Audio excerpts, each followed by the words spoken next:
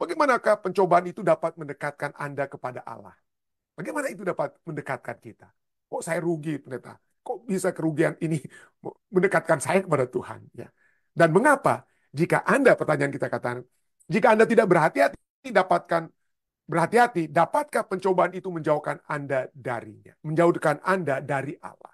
Kalau kita merasa, kok Tuhan, saya sudah melakukan yang terbaik, saya sudah setia, saya sudah bayar perpuluhan, saya sudah bayar persembahan dan lain sebagainya. Kok ini ada masalah keuangan yang bukan kesalahan saya ini, pendeta. Nah, seringkali itu dapat apa? Dapat terjadi, ya. Dapat terjadi. Apa yang dapat kita lakukan? Ya, jauh daripada Tuhan, justru kita harus datang, meratap kepada Tuhan, ya, meratap tentang hal tersebut. Pelajaran kita akan melihat sini bagaimana umat-umat Tuhan yang dalam pencobaan bukan karena dosa-dosa yang dibuat mereka, tapi karena mungkin keberdosaan dalam dunia ini, kesalahan-kesalahan yang manusia buat terhadap mereka, mereka meratap. Mereka meratap dan kita bersyukur atas ratapan. Oke? Kita bersyukur atas ratapan. Berapa lama lagi? Kenapa engkau menyembunyikan wajahmu? Itu seringkali pertanyaan yang ditanyakan. Dan seorang penulis Kristen yang bernama D.A. Carson, dalam bukunya How Long, O Lord? Berapa lama lagi Tuhan? Reflection on Suffering and Evil. Bagaimana kita merefleksikan terhadap penderitaan-penderitaan dan kejahatan-kejahatan yang kita alami. Ini yang dia katakan.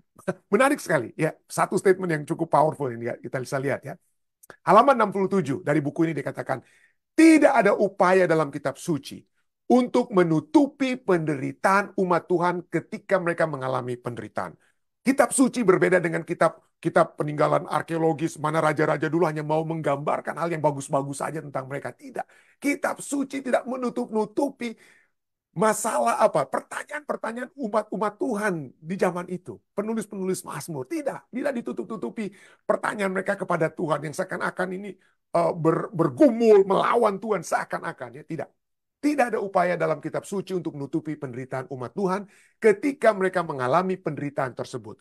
Mereka, umat-umat Tuhan, dikatakan apa? Berdebat dengan Tuhan. Mereka berdebat dengan Tuhan. Mereka meratap kepada Tuhan atau mengeluh kepada Tuhan yang positif, ya. Dan kita akan lihat apa itu mengeluh yang negatif, ya. Mereka meratap atau mengeluh kepada Tuhan. Mereka menangis di hadapan Tuhan. Iman mereka, iman orang-orang di zaman Alkitab, ini poin penting sekali. Bukanlah iman yang mengarah kepada ketabahan. Ya, oke, terima saja itu. Itulah, ya, terima saja itu, percaya saja pada Tuhan. Ya. Udah diam-diam aja, jangan mengeluh pada Tuhan. Terima saja, terima. Itu namanya bahasa Inggrisnya yang ditulis dalam buku ini, dry-eyed stoicism. Dry-eyed stoicism. Jadi bukan itu. Iman orang di zaman Alkitab bukanlah iman yang mengarah kepada ketabahan buta-buta dan kata lain. Betul kita diminta untuk tabah, tapi bukan ketabahan yang buta-buta. Tetapi iman orang-orang zaman Alkitab dikatakan oleh Carson sebagai apa? Tetapi iman yang begitu kuat, iman mereka begitu kuat sehingga mereka bergumul dengan Tuhan. Bergumul dengan Tuhan. Kita lihat di dalam Alkitab orang-orang yang bergumul dengan Tuhan, orang yang mempertanyakan Tuhan itu tidak diketok kepala mereka, ya. Justru mereka diberkati seperti Yakub, ya. Yakub yang bergumul, yang bergulat dengan Tuhan, dan dalam Kejadian 32 ayat 26 dikatakan, aku tidak akan melepaskan engkau kecuali engkau memberkati aku. Oh, kok berani sekali tuh bergumul dengan Tuhan, ya, dengan kata lain, ya. Tapi itulah iman orang-orang di zaman Alkitab. Bergumul dengan Tuhan. Tidak akan berhenti sebelum Tuhan bagi mereka itu apa? Menjawab. Ya. Wah, kalau kita terus berdoa itu bukan itu seperti tanda kurang iman, pendeta. Ya. Tanda orang-orang yang kurang. Tidak. Iman orang-orang di zaman Alkitab, seperti Carson katakan, adalah iman orang-orang yang bergumul dengan Tuhan. Nah, seperti yang saya pernah ungkapkan waktu lalu, ya. Saya ungkapkan waktu lalu ada satu statement yang menarik, ya, yang dituliskan. Coba saya lihat apa saya bisa dapat di sini, ya.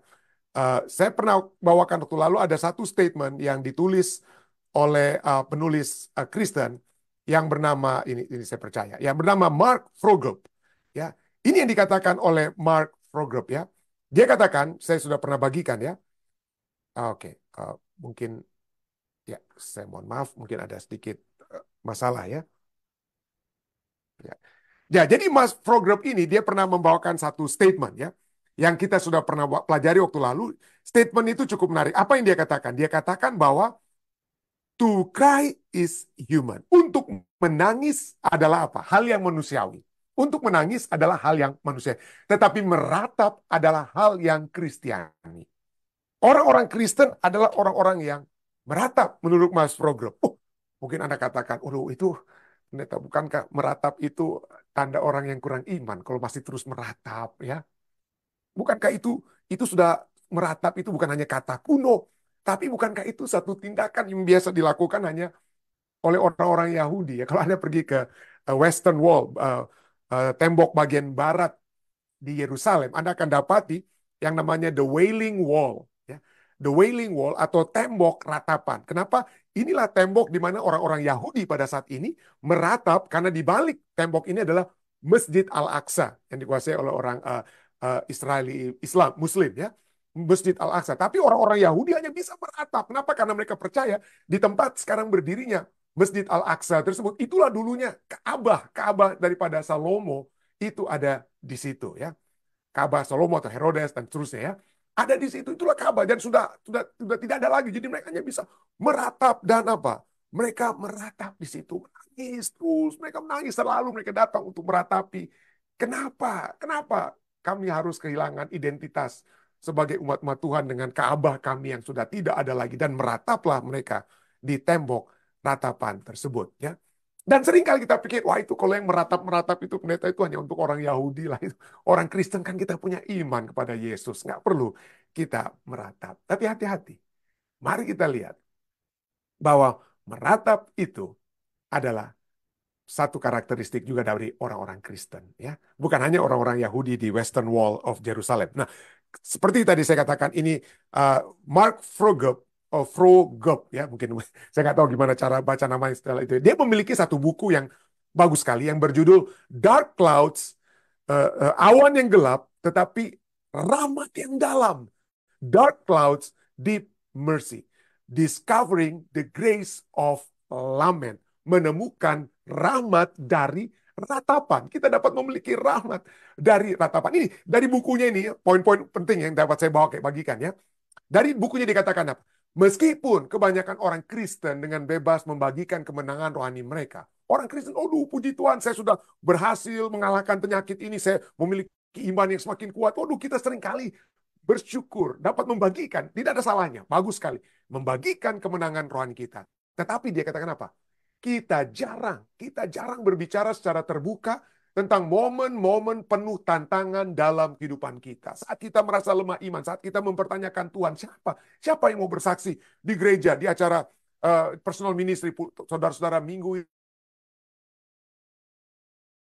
ini saya merasa itu kita semua nggak ada, ya. Jarang kita dengar. Kita semua, puji Tuhan, minggu ini saya sudah diberkati, saya telah memperoleh ini, saya telah peroleh itu. Jarang yang bilang, saya minggu ini bertanya kepada Tuhan, kenapa saya kehilangan pekerjaan? Dan Tuhan belum jawab sampai saat ini, saudara. Jarang, saya nggak pernah dengar orang bicara begitu di acara kesaksian. Ini dikatakan, ya. Jadi kita jarang berbicara secara terbuka tentang momen-momen penuh tantangan dalam hidup kita. Akibat jarangnya kita bicara hal tersebut, banyak di antara kita yang tidak tahu bahasa, kosakata apa, kalimat-kalimat apa yang harus digunakan ketika kita mengalami kehilangan, pada saat kita mengalami kedukaan dan krisis iman dalam kehidupan kita. Dan dia katakan, yang lebih buruk lagi, sebagai umat beriman, kita seringkali tidak yakin bahasa apa yang harus kita gunakan, bahasa apa yang harus kita katakan untuk menghibur orang-orang mereka yang bisa bersuara tentang krisis yang mereka alami. Jadi kalau orang sedang menderita, kalau orang bilang, aduh pendeta, atau di depan jemaat dikatakan, aduh saat ini saya sedang bertanya kepada Tuhan, adakah Tuhan itu baik kepada saya? Saya bertanya kepada Tuhan. Nah pada saat orang itu ngomong seperti itu, kita bilang, aduh gimana ya caranya mau menghibur dia? Kadang-kadang, ya, kita kadang-kadang nggak tahu gimana caranya mau berbicara dengan kata apa untuk menghibur mereka yang sedang mengalami masalah dalam iman mereka. Nah, di mana dia katakan, ya, ini dia menceritakan tentang sahabatnya. Mark Vroegop menceritakan sahabatnya yang baru kehilangan bayi yang baru lahir, putri yang baru lahir, meninggal. Lalu sahabatnya itu seorang pendeta. Seorang pendeta tersebut yang baru kehilangan anaknya yang putri yang meninggal, bercerita kepada Mark Vroegop. Dia katakan apa? Ketika sesekali saya dengan jujur menceritakan, ya, uh, menceritakan beberapa pergumulan jiwa saya, beberapa orang bereaksi dengan ketidaknyamanan yang terlihat jelas. Orang-orang menjadi, gimana nih? menjawab pendeta ini kok pendeta seperti kurang iman itu mempertanyakan di mana Tuhan uji. Mereka tidak nyaman ya. Ada pula dikatakan, ada pula yang dengan cepat berkata agar saya jangan putus asa. Pendeta jangan putus asa. Walaupun anak pendeta meninggal, jangan putus asa. Temukanlah sisi positif dari pengalaman pendeta ini katanya. Atau orang-orang lain akan apa? Mengubah topik pembicaraan dengan cepat atau memiliki kediaman yang mencanggungkan, kediaman yang tidak mengenakan atau bahkan secara fisik pergi meninggalkan saya, kata pendeta sahabat daripada Mark Frogop tersebut. Dan dia katakan lebih lanjut, dalam usaha untuk menghibur orang-orang mengatakan hal seperti ini. Ada orang-orang yang mencoba untuk menghibur pendeta ini yang baru kehilangan putrinya, yang baru meninggal ya. Orang-orang katakan kepada pendeta, pendeta, saya yakin Tuhan akan memberi Anda bayi lagi. Jangan khawatir, Tuhan akan memberikan Anda bayi lagi. Atau yang katakan apa? Oh, mungkin lebih banyak orang. Pendeta, terimalah. Mungkin lebih banyak orang akan beriman karena kematian putri Anda. Atau orang katakan apa? Oh, Tuhan berikan ini karena Tuhan tahu Anda sanggup menghadapi apa? Sanggup menghadapi pencobaan yang Anda sedang alami ini. Setiap orang yang berkata seperti itu kepada saya, kata pendeta itu ya, setiap orang ini bermaksud baik. Tetapi jelas bahwa tapi menjadi jelas bahwa kebanyakan orang tidak tahu bagaimana ikut berduka bersama kami. Jadi ini sering kali ya. Jadi seringkali kita mencoba untuk menghibur, tetapi justru penghiburan kita itu justru menandakan kita tidak tahu ikut berduka dengan orang lain. Saya pernah menceritakan, ini bukan yang ditulis dari buku ini ya. Saya pernah menceritakan ada seorang pendeta yang pernah menjadi mahasiswa saya, kehilangan putranya.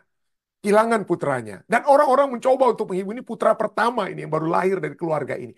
Orang-orang mencoba menghibur pendeta tersebut. Ya, jadi pendeta itu menceritakan kepada saya betapa sakit hati sekali dia. Kenapa? Karena ada orang yang datang kepada pendeta itu. Ini mahasiswa saya ini tadinya ya. Sekarang sudah menjadi pendeta. Datang kepada pendeta ini dan katakan, pendeta, sudahlah, terima saja pendeta. Tuhan tahu, mungkin Tuhan tahu bahwa putra pendeta ini satu saat akan jadi anak nakal. Jadi Tuhan izinkan dia beristirahat sekarang supaya pendeta nggak sakit hati kalau dia jadi anak nakal. Waduh, bekas mahasiswa saya ini, pendeta tersebut sakit hati sekali.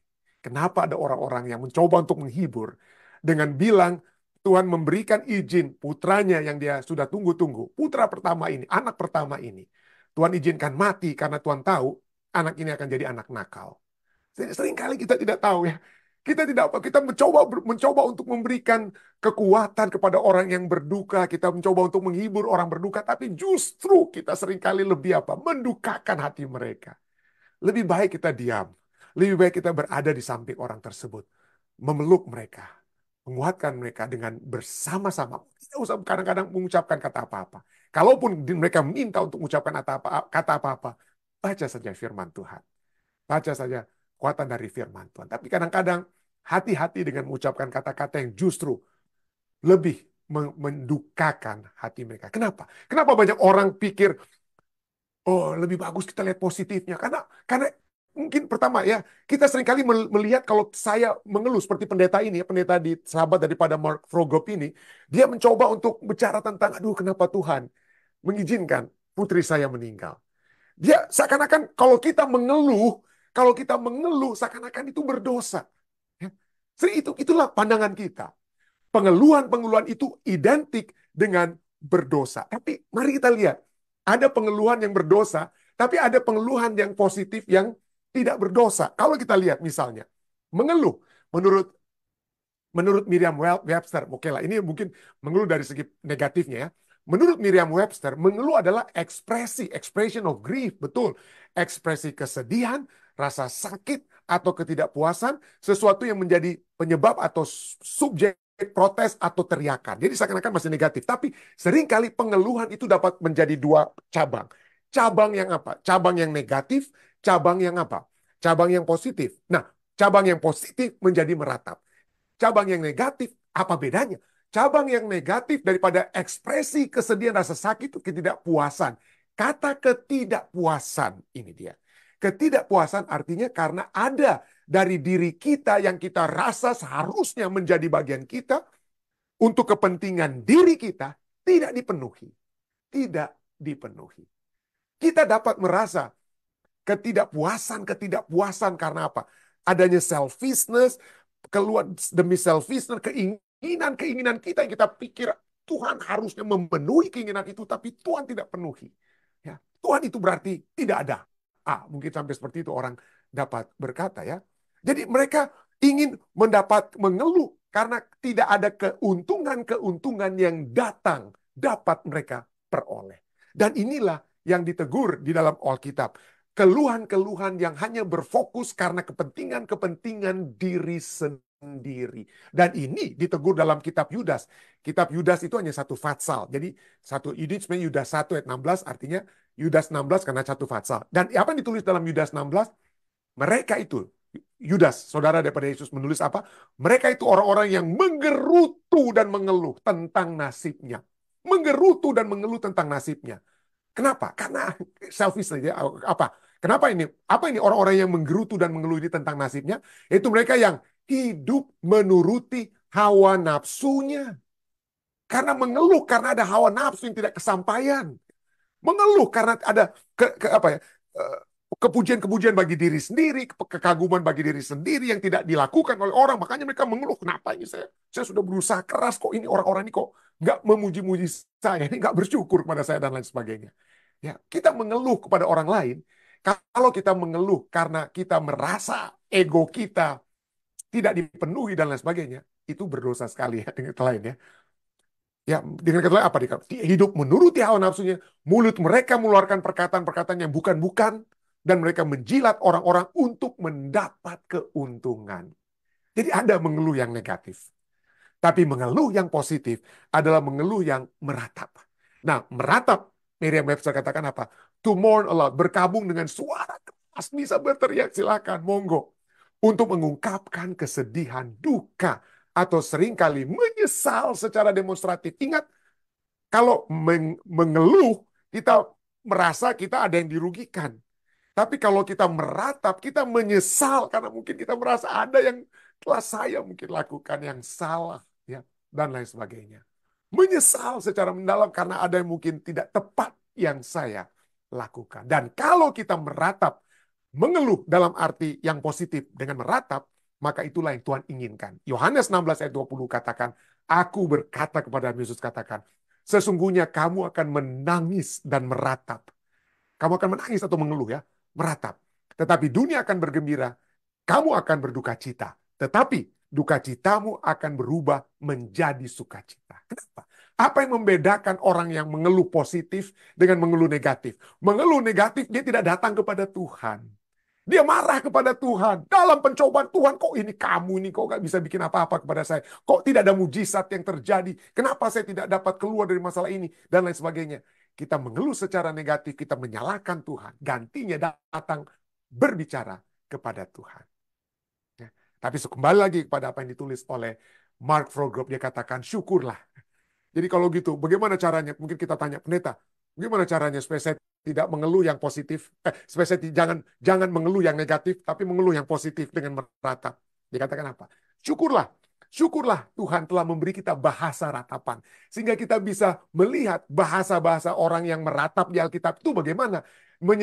Mengeluh yang positif itu, bahasa-bahasa yang keluar itu yang bagaimana. Ya, jangan yang salah ya. Karena kalau mengeluh yang salah, kita menjadi pengeluhan yang negatif. Tapi di sini dia katakan apa? Syukurlah Tuhan telah memberi kita bahasa ratapan. Ratapan adalah bahasa doa. Itu adalah anugerah yang Tuhan berikan kepada kita untuk mengkomunikasikan kesedihan kita kepada Tuhan dan kepada orang lain, serta mengungkapkan kenyamanan dan kasih kepada mereka yang terluka. Ratapan mungkin tampak seperti sebuah kata kuno, namun kata itu merupakan bagian dari kehidupan anak-anak Allah di dalam Alkitab. Ya. Ratapan kita, dan kita akan lihat ratapan itu adalah bahasa Alkitab. Ratapan itu bahasa umat-umat Tuhan dalam Alkitab ya. Mereka meratapi dosa, meratapi kematian, meratapi penderitaan mereka, dan juga berpartisipasi dalam aksi ratapan di depan umum. Jadi silahkan meratap di depan umum ya. Ya, bagaimana caranya supaya ada berikan kesaksian dengan meratap? Baca kitab ratapan, baca kitab Mazmur, berdoa. Maka pada saat Anda memberi kesaksian yang meratap, Tuhan akan membawa Anda untuk dapat menggunakan kata-kata yang tepat, bukan kata-kata yang mengeluh ya. Bukan kata-kata yang mengeluh yang membawa kita jauh daripada Tuhan karena kepentingan diri yang tidak dipenuhi. Tapi berikutnya, tapi ratapan adalah bagaimana kita hidup di antara satu kutub apa? Kutub kehidupan yang keras dan percaya pada kedaulatan Tuhan. Ya, bagaimana kita bisa hidup? Gabungkan, hidup kita keras, hidup kita susah, kita mengalami perceraian, kita mengalami kedukaan, kita mengalami masalah keuangan, masalah ini dan itu dan lain sebagainya. Kehidupan yang keras, tapi bagaimana kita tetap percaya kepada kedaulatan Tuhan. Ratapan adalah cara kita membawa kesedihan kita kepada Tuhan. Tanpa ratapan, dia katakan, Mark Vroegop katakan, tanpa ratapan kita tidak akan tahu bagaimana memproses rasa sakit. Ya, bagaimana memproses rasa sakit yang tepat. Itulah sebabnya kita memiliki buku Alkitab, ya, kitab ratapan. Kitab ratapan yang ditulis oleh Nabi Yeremia yang dikenal sebagai the weeping prophet, nabi yang selalu menangis. Terkenal dia, waduh, kalimat-kalimat yang digunakan dalam kitab Yeremia dan ratapan. Kalimat-kalimat orang yang menangis terus ya. Orang-orang yang seringkali menangis. Bukan hanya kitab ratapan, kita dapati juga apa? Sekitar 70% dari kitab Mazmur. 70% dari kitab Mazmur adalah nyanyian atau doa ratapan. Orang-orang yang meratap. Jadi jangan katakan bahwa ratapan itu hanya untuk orang-orang Yahudi yang telah kehilangan Ka'bah mereka. Ya, mereka tidak tahu lagi apa mereka bikin meratap. Ya, itu bukan hanya untuk orang Yahudi, saudara. Itu juga adalah satu hal yang dilakukan kita orang-orang Kristen. Apa? To cry is human, but to lament is Christian. Menangis adalah hal yang manusiawi, tetapi meratap adalah hal yang Kristiani. Diajarkan. Roma 8 ayat 26, kita sudah pelajari waktu lalu. Roma 8 ayat 26 katakan kita akan terbuka, kita akan menjadi apa? Bagaikan kita terbuka kepada Tuhan. Jujur kepada Tuhan. Kita apa adanya kita kepada Tuhan. Ya, apa adanya kepada Tuhan. Dan pada saat kita meratap, Roma 8 ayat 26 katakan, demikian juga Roh membantu kita dalam kelemahan kita. Sebab kita tidak tahu bagaimana sebenarnya harus berdoa. Tetapi Roh sendiri berdoa untuk kita kepada Allah dengan keluhan-keluhan, ratapan-ratapan yang tidak terucapkan. Tuhan akan membantu kalau kita mau jujur. Tuhan akan mau membantu kalau kita mau terbuka kepada Tuhan. Dan bahasa ratapan, bukan hanya kita terbuka kepada Tuhan. Ya, pada saat kita melihat ratapan, pada saat kita melihat pemazmur meratap, kepada siapa mereka meratapnya? Kepada Tuhan. Dan apa saja yang mereka ratapkan? Masalah-masalah mereka, pertanyaan-pertanyaan mereka, keluh kesah mereka. Tapi pada saat yang bersamaan, mereka juga tahu bahwa Tuhan telah memimpin mereka di masa lalu. Dan mereka rindu melihat Tuhan menjawab mereka di masa sekarang. Di masa sekarang. Kalau kita lihat kitab Mazmur, ya, berisi bukan hanya seperti tadi kita lihat ya, Mazmur pasalnya yang ke-13, ya, mulai dengan apa? Dimulaikan dengan ratapan, diakhiri dengan harapan. Tapi coba kita lihat, ada Mazmur-Mazmur lain kok, pendeta kok Mazmur ini diakhiri hanya dengan tangisan. Diakhiri hanya dengan tangisan. Ya. Kita lihat Mazmur 88, ayat 19. Telah kau jauhkan daripadaku sahabat dan teman. Kenalan-kenalanku adalah kegelapan. Bahasa Inggrisnya lebih bagus ya. You have taken from me friends and neighbor. Engkau telah apa? Ambil daripadaku sahabat-sahabatku dan teman-teman atau tetanggaku. Darkness is my closest friend. Aku tidak punya teman-teman lagi. Aku tidak punya sahabat-sahabat lagi. Sekarang yang menjadi sahabat terdekatku adalah kegelapan. Dan Mazmur 88 itu hanya diakhiri dengan ayat ini. Hanya diakhiri dengan ayat ini. Kenapa dia meratap ini? Kenapa dia seakan-akan tidak punya pengharapan? Kenapa pendeta tadi pelajaran kita kok cuma Mazmur 13 itu dimulaikan dengan ratapan tapi diakhiri dengan pengharapan? Tapi kalau kita membaca Mazmur 88 ayat 19 yang diakhiri dengan ratapan, kalau kita mulai, apa dimulaikan? Mazmur 88 ayat 2, itu ayat pertamanya, ayat bahasa Indonesia itu dibedakan ayat 1 dan 2, tapi bahasa Inggris dijadikan ayat 1, itu semuanya. Tapi Mazmur 88 ayat 2 katakan apa? Ya Tuhan, Allah yang menyelamatkan aku. Ya. Jadi dia sudah mulaikan. Tuhan, dengan kata lain, doa kita dapat menjadi seperti begini. Meratapan kita. Ya, Tuhan, Engkau sudah selamatkan aku di masa lalu. Engkau sudah memberikan yang terbaik dalam kehidupanku. Tapi kenapa sekarang Tuhan? Kenapa kegelapan yang sekarang seakan-akan menjadi satu-satunya sahabat saya? Kenapa duka cita ini seakan-akan tidak pernah tidak pernah berlalu dari saya, Tuhan. Engkau telah menjadi sahabatku, Engkau telah menjadi penyelamatku di waktu yang lalu. Tuhan, saya rindu untuk melihat Engkau, tapi sekarang saya tidak melihat Engkau. Silahkan, saudara. Bawakanlah ratapan Anda kepada Tuhan. Ya. Tetapi dalam satu konteks apa? Dalam satu konteks bahwa Anda masih mengingat kebaikan Tuhan di masa lalu. Dan poin kedua, bahwa ratapan Anda, tangisan Anda itu tetap Anda bawakan kepada Tuhan. Tetap kita bawakan kepada Tuhan. Marilah kita semua dengan kata lainnya, jika ada saat-saat di mana kita berada dalam tekanan-tekanan kehidupan, marilah kita datang terus kepada Tuhan. Ratap kepada Tuhan. Silakan. Tuhan rindu, ya. Tuhan rindu kita meratap kepada Dia. Kenapa pada saat kita meratap kepada Tuhan itu kita sudah menunjukkan Tuhan, ya. Seperti ayat ini, saya tidak punya sahabat, saya tidak punya kekuatan apa-apa, saya tidak punya uang, saya tidak punya orang yang dapat membantu saya. Ya, saya cuma dapat datang kepadamu Tuhan. Tolong tunjukkan wajahmu. Tolong tunjukkan kehidupan saya yang dapat kembali melihat wajahmu. Merataplah kepada Tuhan. Kiranya ini dapat menjadi bagian kita semua ya.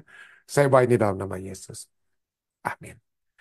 Selamat bertemu kembali, selamat tahun baru bagi saudara dan saudari sekalian yang kembali pada saat ini di tahun 2024. Kembali dapat bersama-sama ya di acara ibadah kita ini.